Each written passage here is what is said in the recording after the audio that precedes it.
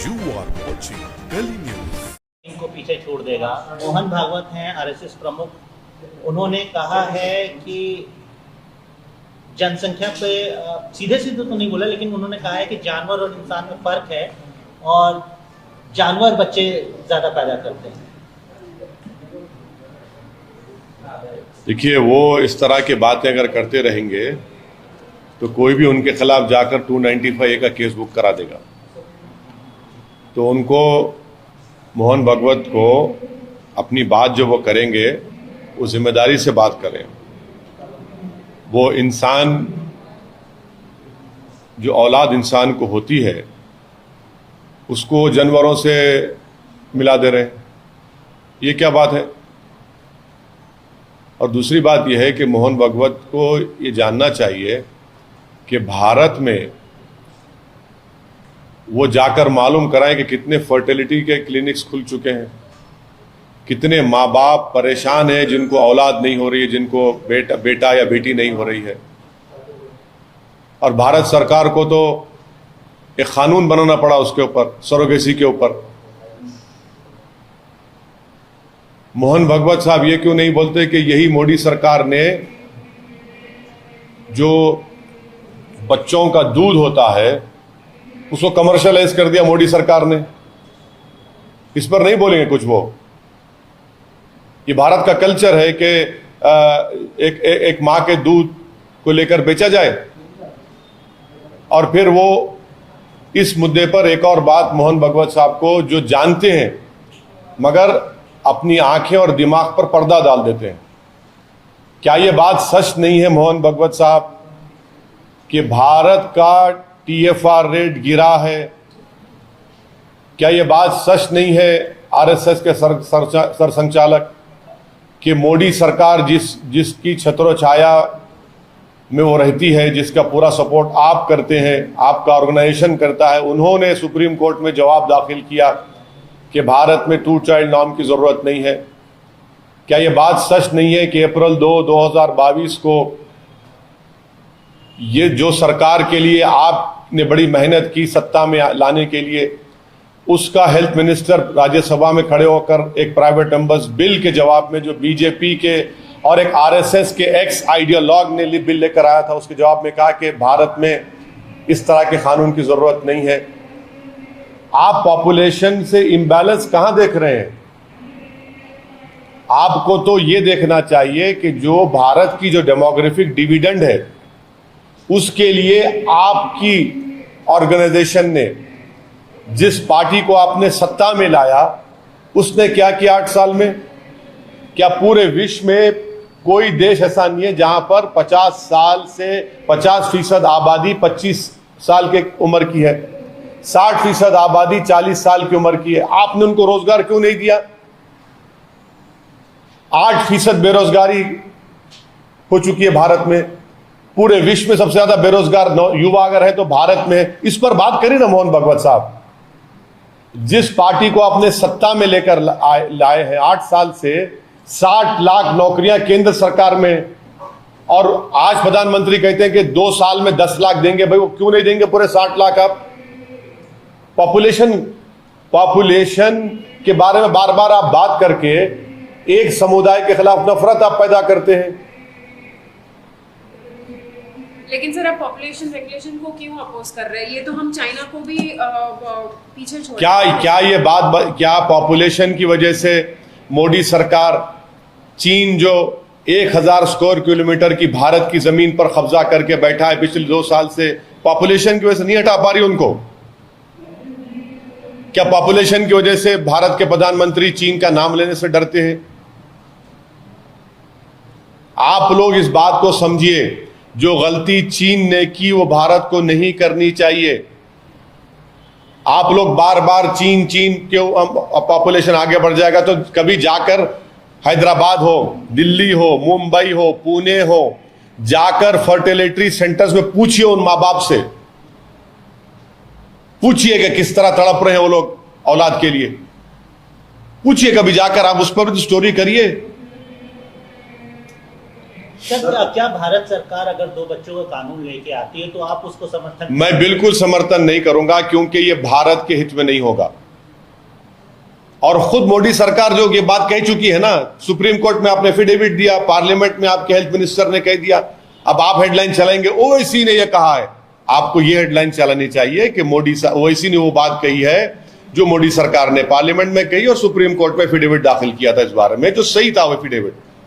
खुद ब खुद भारत का पॉपुलेशन TFR रेट डिक्लाइन हो रहा है।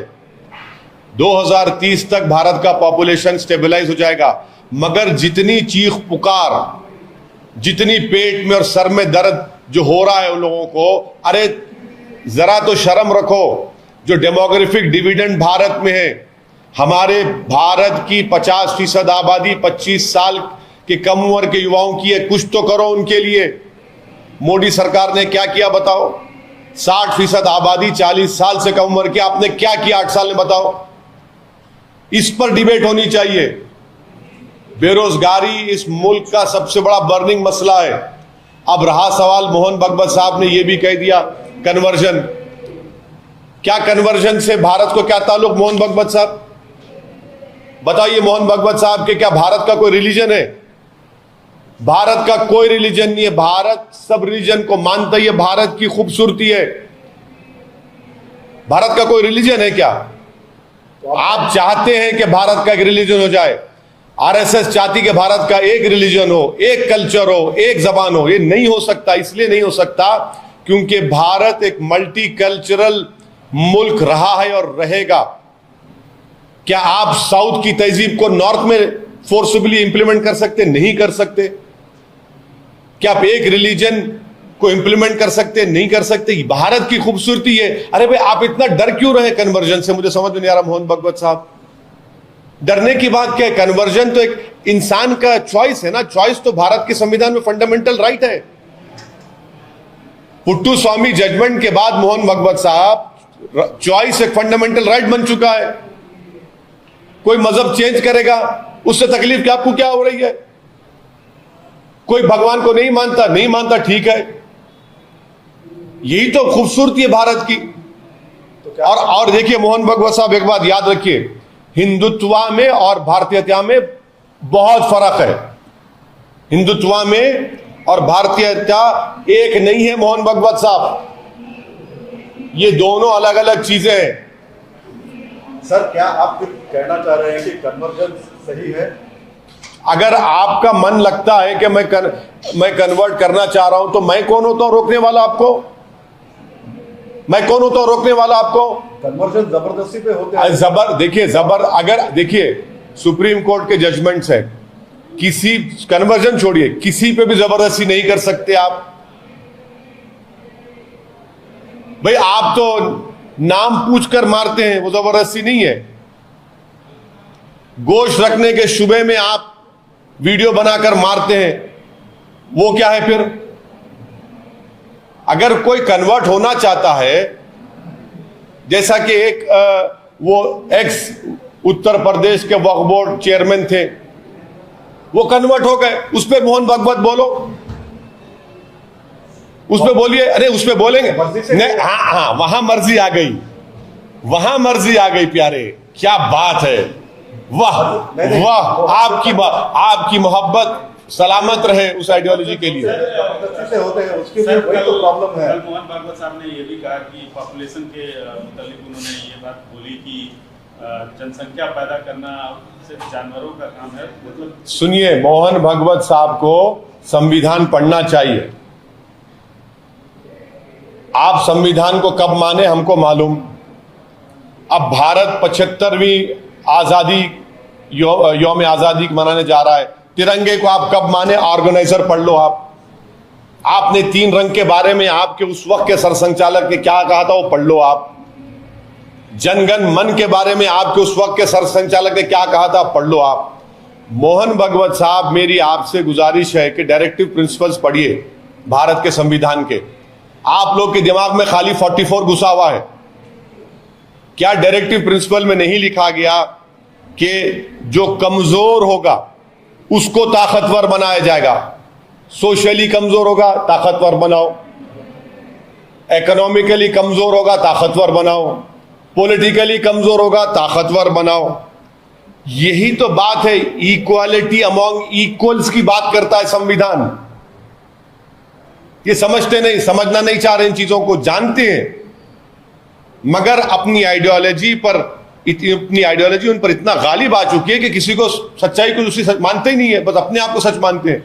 सच्चाई संविधान है, उसको मानना पड़ेगा। सर, ये अभी संसद में अनपार्लियामेंट्री वर्ड्स के बारे में कहा जा रहा है कि आपसे अब एक बात सुनिए, हम तो जो किताब जिन्होंने छपाया उनसे हम रिक्वेस्ट कर रहे कि भाई प्रोसीजर पे तो बात कर लो, पार्लियामेंट के रूल्स पे तो बात कर लो। बिल आता है सरकार का, एक ही दिन में बिल आता है, मेंबर्स कैसे पढ़ेंगे? और उसको स्टैंडिंग कमेटी रेफर नहीं करते, वो क्या रूल प्रोसीजर में नहीं है? रूल प्रोसीजर के तहत स्टैंडिंग कमेटी, अब स्टैंडिंग कमेटी रेफर नहीं करते। और अनपार्लियामेंटरी वर्ड के दूर की बात, वो अहम नहीं है, कंटेक्स्ट अहम है। कंटेक्स्ट, जो कंटेक्स्ट होगा अहम है। अब कंटेक्स्ट क्या है कि मैं बोलूंगा कि मैं मोदी सरकार पर फूल फेंक के मारूंगा क्योंकि आपने नौजवानों को बेरोजगार बना दिया। मैं कहूंगा पार्लियामेंट में खड़े होकर कि मैं देश के प्रधानमंत्री और उनकी सरकार पर फूल फेंक कर मारूंगा क्योंकि देश के युवाओं का मुकद्दर बेरोजगारी बना दिया। तो क्या फूल को अनपार्लियामेंट्री बना देंगे आप? मारूंगा उसके नहीं, फूल अच्छा, फूल बरसा के मारूंगा। और ये कहूंगा कि भाव फूल बरसाओ मोदी सरकार पर कि उन्होंने भारत के नौजवानों को बेरोजगार बना दिया। तो क्या अनपार्लियामेंट्री हो जाएगा? कंटेक्स्ट इंपॉर्टेंट है। ये लफ्ज की बहस में मत जाइए, रूल्स को, प्रोसीजर को फॉलो करने की जरूरत है। अरे भाई, बिल आता है, स्टैंडिंग कमेटी नहीं जाता। स्टैंडिंग कमेटी क्यों नहीं जाता भाई? संविधान में जो कॉन्स्टिट्यूशनल वैल्यूज है उस पर काम करिए। मालूम ही नहीं, कॉन्स्टिट्यूशनल वैल्यूज, कॉन्स्टिट्यूशनल मोरालिटी कुछ ही नहीं, कुछ भी नहीं होता उस पर काम। सर, डिसेंसी और डेकोरम भी कोई चीज होती है? हाँ, बिल्कुल होनी चाहिए। ये डिसेंसी और डेकोरम है कि आप उसी दिन बिल ला लेते हैं, स्पीकर साहब से रिक्वेस्ट कर लेके मना लेते और उसी वक्त आप पास कर लेते, नाम पढ़ सकते, नाम समझ सकते। भाई, देश की जनता को हम जवाब दें, अगर कोई बिल लाते, कानून बनाते तो हमको पढ़ने का मौका मिलना चाहिए, स्टैंडिंग कमेटी को जाना चाहिए। लेकिन सर ये तो कितने नहीं, लैंग्वेज इंपॉर्टेंट नहीं है मैडम, कंटेक्स्ट इंपॉर्टेंट है। कंटेक्स्ट इंपॉर्टेंट है। पार्लियामेंट सेशन तो लैंग्वेज तो आपके हिसाब से पार्लियामेंट में किसी भी तरह से बात कर पार्लियामेंट्री वर्ड्स का यूज नहीं, अनपार्लियामेंट्री, देखिए आज के जमाने में होता क्या है कि कोई अनपार्लियामेंट्री वर्ड बोल दिया और माशाल्लाह से ANI उसको लाइव टेलीकास्ट कर दिया, जैसा कि हमारा करते हैं, रिपब्लिक करती है, ABP करता है, हमारे ZTV प्रसाद साहब करते हैं, आप लोग माशाल्लाह हमारे बहुत करीबी दोस्त हैं। लाइव टेलीकास्ट में चला गया, अब बाद में एक्सपंज। अरे एक्सपंज के माने क्या है? इसीलिए कह रहा हूं कंटेक्स्ट इंपॉर्टेंट है।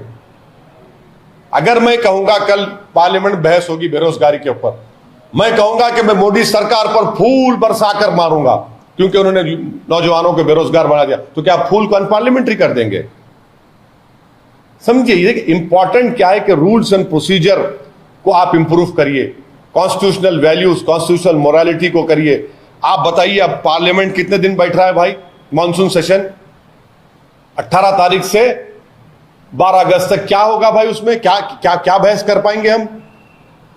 जब साल शुरू होगा तो आप एक साल का कैलेंडर बना दीजिए कि इतने दिन बजट सेशन, इतने दिन मॉनसून सेशन, इतने दिन विंटर सेशन होगा। कैलेंडर बनाइए ना, आप नहीं बनाते। आप अनपार्लियामेंट्री वर्ड्स की बात कर रहे हैं। क्या ये अनपार्लियामेंट्री नहीं था कि स्पीकर पीछे बैठा है, प्रधानमंत्री सामने बैठा है? अनपार्लियामेंट्री नहीं था ये? किताब लिखने वालों से पूछ रहा हूं, बताओ, मेरे सवाल का जवाब दो जिन्होंने किताब लिखी। आप ज्ञानी हैं, आप सारे देश में ज्ञान बांट रहे हैं, इतनी मोटी किताब छापे आप। नहीं बोल सकते आप क्योंकि आपको अपनी नौकरी का डर है। बोलेंगे प्रधानमंत्री सामने, स्पीकर पीछे, अनपार्लियामेंट्री, तो नौकरी चली जाएगी आपकी। चलिए, जब जाना एक सवाल सर, आप शहर हैदराबाद के सांसद हैं। बीजेपी अभी कार्यकारिणी की बैठक हुई थी, उसमें ये बात खुल के आई थी कि हैदराबाद शहर का नाम भाग्यनगर करेंगे। इस पर आपको क्या कहना है? ऐसा है ना, नौकरी नहीं दे सकते, नाम बदल दो। चीन को भगा नहीं सकते जो 1000 किलोमीटर कब्जा करके बैठा है, नाम बदल दो। हाँ, पेट्रोल डीजल की कीमतें आसमानों को छू रही हैं, नाम बदल दो। 2 करोड़ नौकरियों का वादा किए थे 2014 में, नाम बदल दो। ट्रेड इम्बैलेंस को इंप्रूव करेंगे, नाम बदल दो। डॉलर को 40 रुपए करेंगे, नाम बदल दो। हैदराबाद में सैलाब आया, 1 पैसा मोदी सरकार नहीं दिए, नाम बदल दो। ये सब इनका मामला, ये नफरत आप तेलंगाना में फैलाएंगे, तेलंगाना की आवाम आपको धुतकार देगी। मोहब्बत को आम करो। आप नफरत फैलाने की कोशिश कर रहे हैं, तेलंगाना की आवाम रिजेक्ट करेगी उसको। और यहां पर तेलंगाना की फीलिंग है, उसको समझो आप। ये दारुसलाम में जॉब मेला लगा है, तो क्या मकसद है? क्या देखिए, जैसा कि मैंने अभी आपसे कहा है कि भारत में, तेलंगाना में बेरोजगारी एक बहुत बड़ा बर्निंग मसला है। और अगर हम युवाओं को सही राह नहीं दिखाएंगे, उनकी उस उम्र के हिस्से में उनको कंस्ट्रक्टिव और तामीराती काम की तरफ उनको लेकर नहीं जाएंगे, तो सोसाइटी में इंस्टेबिलिटी पैदा हो सकती है। और हमारी बदबख्ती है कि केंद्र में एक ऐसी सरकार है जिसने रोजगार पर कोई काम नहीं किया, सिर्फ झूठ बोलते हैं। इसीलिए आज हमने हमारे पार्टी ऑफिस में कई ऐसे हमने फंक्शंस किए करते हैं। अब 1500 वैकेंसियों की जरूरत है। बिग बास्केट एक सिप्स कंपनी है, उन्होंने हमसे कांटेक्ट किया था। हमने कहा आइए, हम पूरे हमारे कॉन्स्टिट्यूंसी में ऐलान करवाए, सोशल मीडिया से, इलेक्ट्रॉनिक प्रिंट मीडिया से, हमारे संगठन के लोग भी गए, जमा किए लोगों को। तो मकसद ये है कि इनको नौकरी मिले, और अगर वो 8-9 घंटे काम करेंगे डिलीवरी एग्जीक्यूटिव का, तो कम से कम उनको वो मेहनत के ऊपर उनको 30 से 35 हज़ार मिलेंगे। और हम तो यही पैगाम दे रहे हैं भारत के युवाओं को कि मेहनत करिए, कंस्ट्रक्टिव काम करिए, मोहब्बत को आम करिए, और अपनी हिम्मत और हौसले को बुलंद रखिए। क्योंकि ये जो ताकत भारत की आज हमारे पास है, वो ये युवा है। कल का मुस्तकबिल नौजवानों का होने वाला है, कल का मुस्तकबिल मोदी जी का नहीं होने वाला है। भारत का मुस्तकबिल ये युवा है। तो इसलिए उनको कंस्ट्रक्टिव तामीराती काम की तरफ लगाना, उनको रोजगार देने की कोशिश करना है। और इसी एक छोटी, हम अपनी तरफ से छोटी कोशिश कर रहे हैं। और मैं भारत के, बल्कि मेरे कॉन्स्टिट्यूंसी के नौजवानों से अपील भी किया हूं कि मेहनत करने से मत कतराइए। छोटा काम हो, बड़ा काम हो, आप मेहनत करो। क्योंकि जब आप मेहनत करेंगे तो हक और हलाल की कमाई कमाएंगे आप। और आज के इस प्रोग्राम में हम देखा है, एक मुस्लिम महिला, ये जो लोग आपके टीवी चैनलों पर बैठकर आपके बड़े बड़े एंकर जो बड़े बातें करते हैं, ये मुस्लिम महिला पे दुश्मन दबा दिया जा रहा है, वो क्या? अरे आके देखो, यहाँ पर एक मुस्लिम महिला हिजाब निकाब पहनकर बोल रही है, मैं 5 साल से काम कर रही हूँ, मोटरसाइकिल पर डिलीवरी एग्जीक्यूटिव हूँ, 30,000 रुपए कमाती हूँ। ये चेहरा आप लोग दिखाना चाहिए मुसलमानों का। एक मुसलमान हस्बैंड एंड वाइफ दोनों डिलीवरी एग्जीक्यूटिव है। ये बड़ा, ये चीज को देखिए आप लोग। ये जो ट्रांसफॉर्मेशन, जो डेवलपमेंट मुस्लिम सोसाइटी में है, इसको भी महसूस करनी चाहिए।